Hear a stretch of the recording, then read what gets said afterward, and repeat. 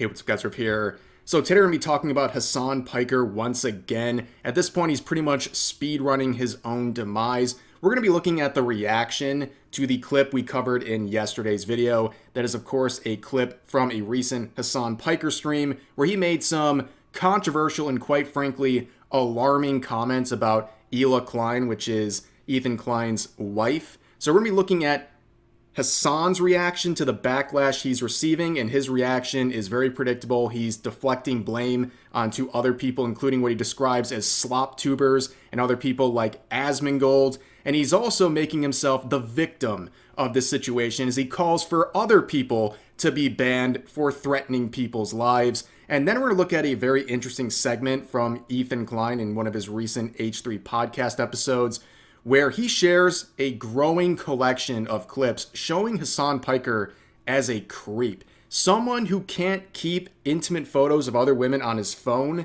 private, where he keeps accidentally letting other people see them.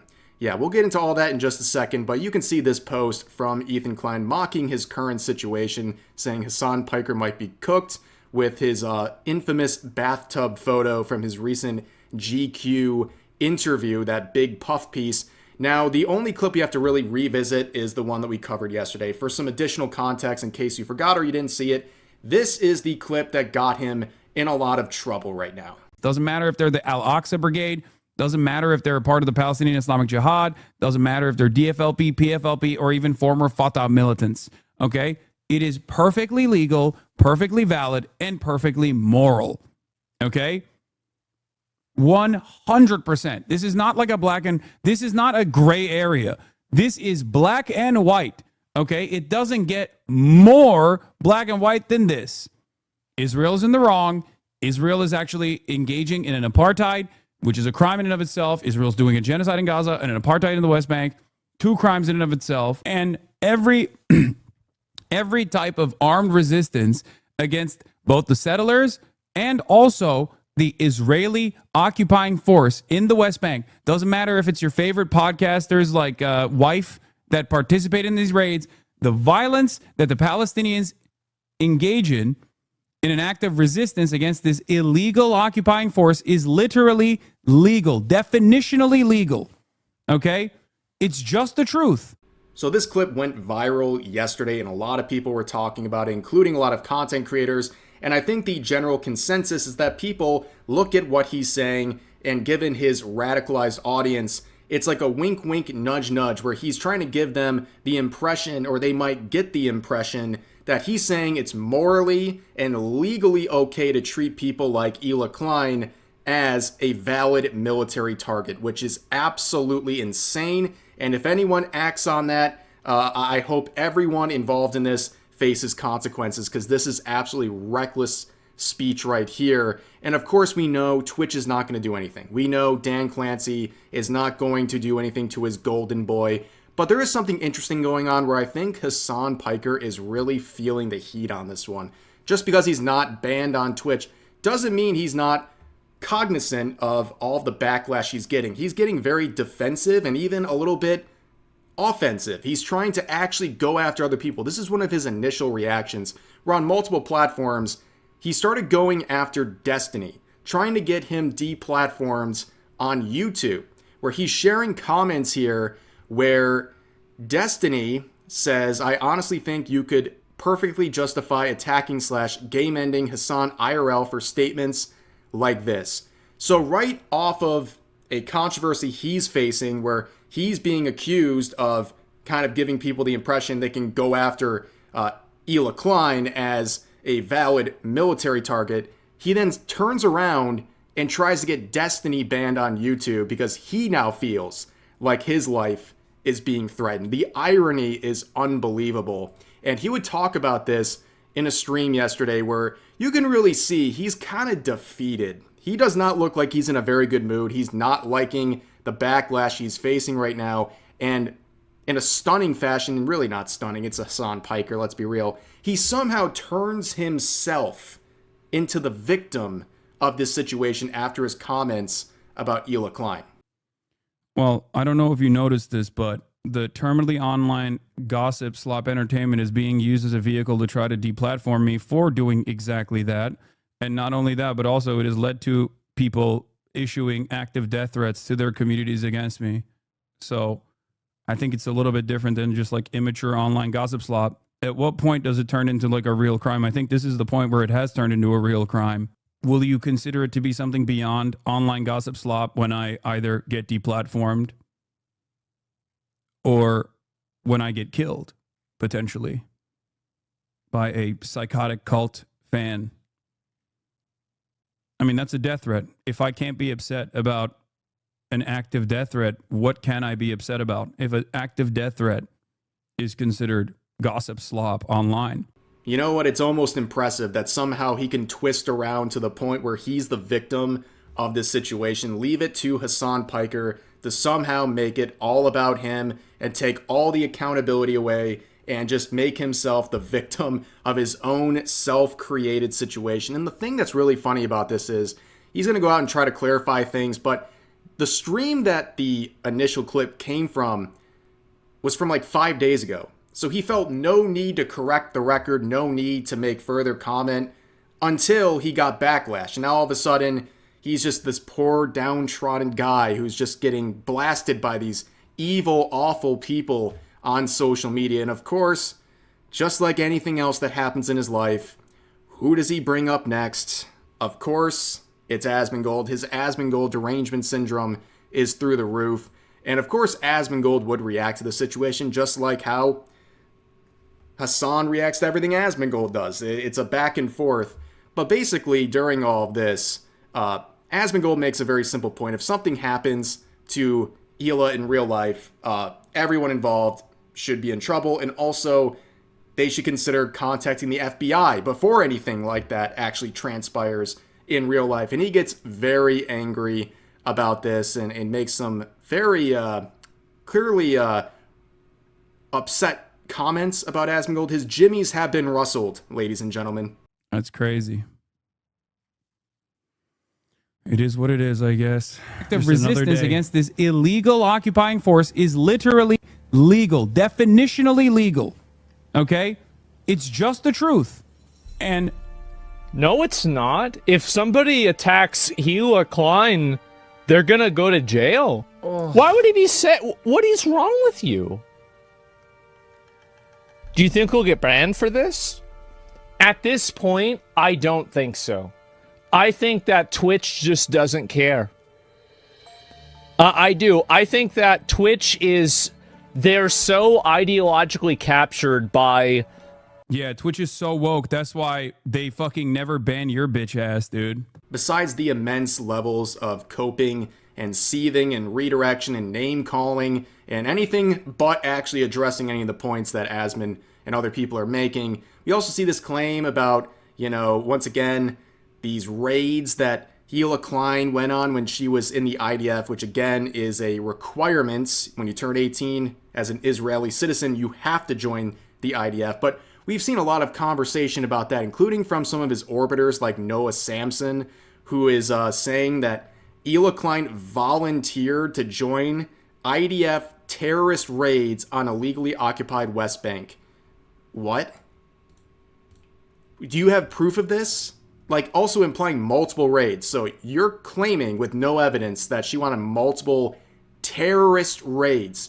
You can just say anything at this point. These people have absolutely no reason to ever tell the truth because their audience just gobbles up whatever they say. But the context of this conversation is a funny one because a lot of people in Hassan's orbit, they've been saying over and over again that Hila Klein, when she was 18, should have refused to serve and went to prison. That would have been the only ethical thing to do. And people point out, a lot of you guys live in the United States, you think the United States is this horrible war machine, and you pay your taxes. And this guy's logic for paying his taxes and not sacrificing himself and being a hypocrite is that Hila Klein volunteered, which she didn't volunteer, and he has no proof about these raids. And then he says he doesn't have a choice to pay his taxes. Buddy, you do. It's the exact same thing. You would just go to prison. You'd have to sacrifice to actually uphold your own beliefs that you're putting onto other people to judge them. But anyways, this clip really got me. This is really the insanity of Hasan Piker. He is, again, you can tell he's a little down in the dumps, and he's basically saying, I don't know what to do because all of these clips of me saying stupid things are being elevated by sloptubers and Asmongold, and these people are monstrous sociopaths. Are you worried? No.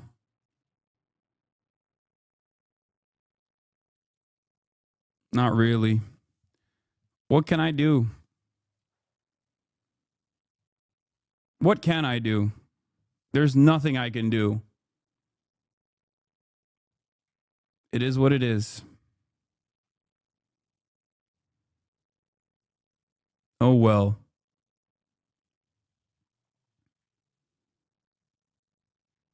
I do think that it's gotten worse over time and will only continue to be elevated by Asmongold and many other people like this who are just like awful, monstrous sociopaths. Yes, it's the people reacting to your clips that are the monstrous sociopaths in this situation. You know what? The funny thing is, he's just saying that they're elevating his clips. They're not manipulating anything. These people are just reacting to the clips. Like, if you don't like people reacting to stupid things you're saying publicly, then don't say stupid things publicly. Like, expect that to happen as someone with 20 to 30,000 live viewers on the average stream. And let's not forget about the monstrous sociopaths. This is the guy who says he doesn't have an issue with Hezbollah, a designated foreign terrorist organization, that he praises Yemen Houthis for seizing civilian ships. He's interviewed and platformed terrorists. He said that America deserved 9/11. And most recently, he had this very aggressive rhetoric that really lines up with the narrative people are making, that this guy is okay with violence against people he does not agree with politically. 7-4 Bellevue Drive, and I'm gonna kill you with my AR-15. Like, that's the type of messages they were leaving in this dude's office, and he's resigning. So I think that people are a lot more radical now. This is an unprecedented time to really get others on board, to explain to them that it's not your neighbors, it's not like a Guatemalan migrant that is responsible for all the shit that you're going through on a daily basis. You know, it's your neighbors, it's your bosses that are fucking you over, it's family members that are fucking you over. And I think this is a unique opportunity to get even Devers and Barbas on board with that, like White Wymons. And you actually wrote about this, and it was a great video where you talked about, you know, someone has to do it. See, when I say that, everyone knows exactly what I mean. I think that shows that there is a lot of anger, a lot of resentment, and untapped revolutionary potential, as a matter of fact. And it's a great opportunity for organizing, I think, in these unprecedentedly horrible times. Yeah, the monstrous sociopaths like Asmongold and all these sloptubers. Yeah, I don't recall them saying anything, even within a stratosphere of those various comments that we have just said. Any of the people that he goes after all the time, if Asmongold said any sort of violent rhetoric like we just shared, he'd be done. And Hassan would never let it go. And of course, with this most recent set of comments about the valid military targets, he is trying to correct the record. He's trying to play defense and saying this right here on Twitter: when anyone joins an occupying force and participates in a raid in illegally occupied territory, the West Bank, the occupied people have the legal right to defend themselves through armed struggle. This right doesn't extend outside of combat. People framing this negatively should take it up with the UN. The problem is the phrasing of how he described these valid military targets. He made it very, very clear, or it made it easy for people to interpret that he was including people like Hila Klein, who now is a U.S. citizen and someone who's gone through the naturalization process about 6 years ago. He is trying to basically lump them in. That was the impression a lot of people got, and I don't think that was unreasonable given his language, but you can see in the comments, nobody's buying this, dude. Nobody's buying this. He knows how radicalized his audience is, and saying stuff like that, they're going to take it in the most extreme way, and he should know that. I mean, it's his audience. Everyone on the outside knows how radicalized they are and how they will take what he was saying about these valid targets to heart and take it the way they wanted to as a justification to go after people like Hila. Now, of course, you know, this guy would never imply anything that would cause violence towards people in real life. Oh, except he does that all the time.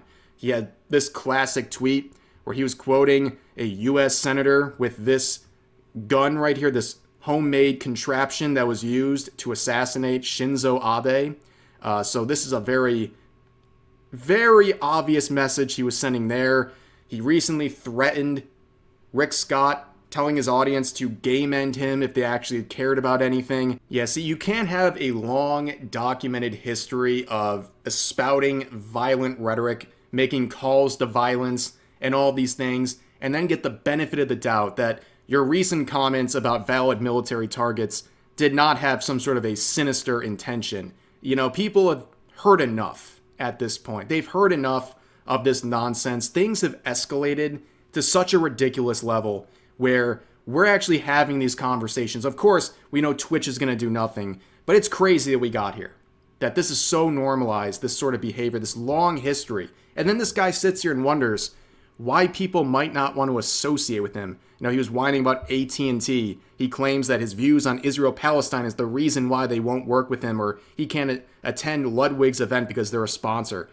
That's rich, dude. It's totally not all this other insane stuff you've been saying for years. It's just that one topic that got you on their bad side, I'm sure. But he would eventually address Hila's statement on Instagram, where she, of course, calls him out for what he said, and this was his response. Hasan Piker was exposed by my husband to be a disgusting creep, is retaliated by calling for violence against me. Think back and you'll notice a trend. When he wants to get at Ethan, he attacks me. This is just another glimpse into the psyche of a man who does not see women as equal. Okay, dude. This is literally girl bossing genocide defense. I genuinely don't even know what he means here. It just sounds very gross. He's saying that she's girl bossing genocide defense. What do you even mean by that? The way he just kind of like simplifies this and basically thinks she has no right to say anything about this is kind of insane, and it's feeding into the direct language that she's saying in the post. She said, Hasan Piker was exposed by my husband to be a disgusting creep, has retaliated by calling for violence against me. Think back and you'll notice a trend. When he wants to get at Ethan, he attacks me. This is another glimpse into the psyche of a man that does not see women as his equal. He uses women to whatever ends he needs, be it revenge, sexual gratification, or to massage his ego by exposing their nude bodies without their consent to his boys. Now, I've looked into this a little bit. She is referring to a recent stream right here on the H3 podcast channel, where towards the end of the stream, Ethan goes through a document listing all of these times where Hassan was being weird with intimate photos of other women, where he was seemingly allowing others to view these photos on his phone, where, you know, he's opening it up right next to them. Of course they're going to see it. Like, this is absolutely insane behavior, and Ethan and many others are claiming he's doing this as an ego boost. That he wants to look like he's the man because he's got all these photos on his phone, and he's making sure people around him know he has it and what a Chad he is. Here's just one example. I believe in the video, there's like 7 examples over the years of this same thing happening over and over again. Here's just one example, and of course it includes Ludwig. But okay, that's just 3 times. Surely there's not a 4th time. There is. Here's one with Ludwig where it happens.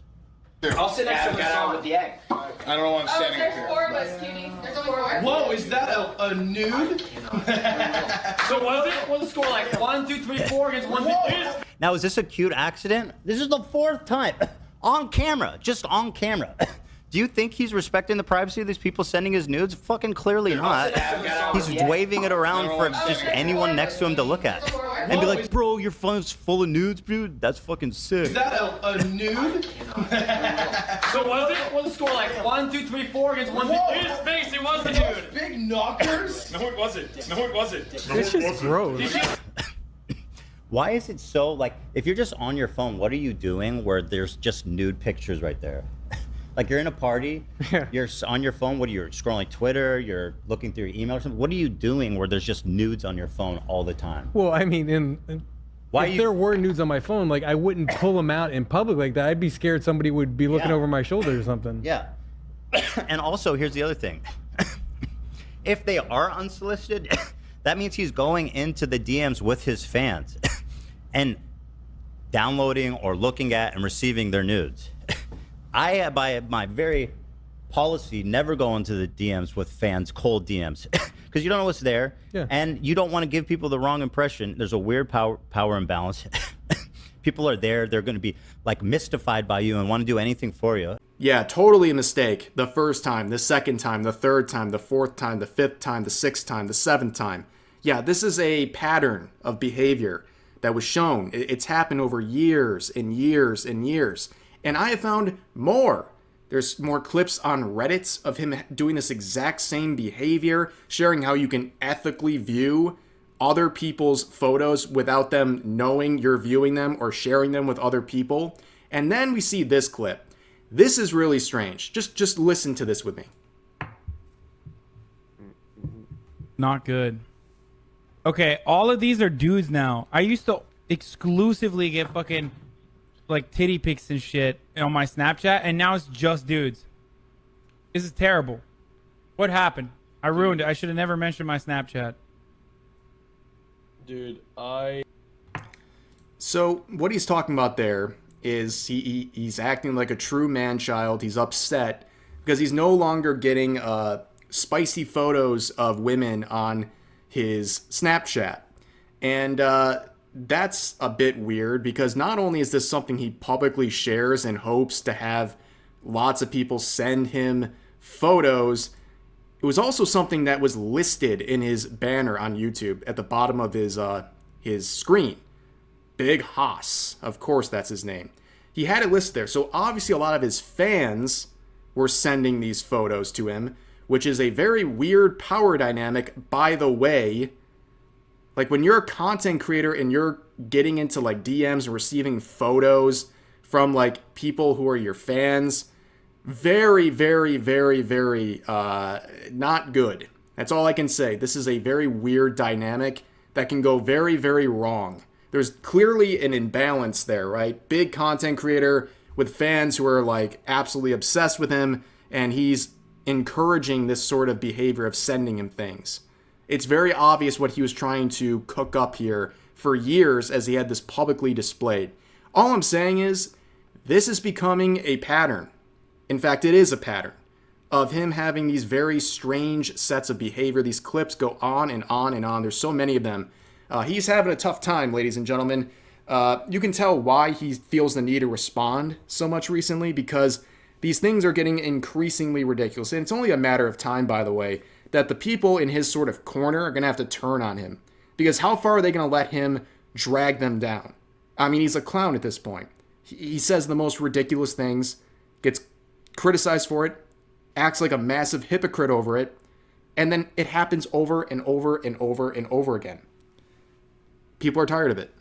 But anyways, that's going to do it for this update regarding all the usual suspects in the streaming world. As always, feel free to share your thoughts about today's topics in the comment section down below. Hope you guys enjoyed the video, and I'll see you next time.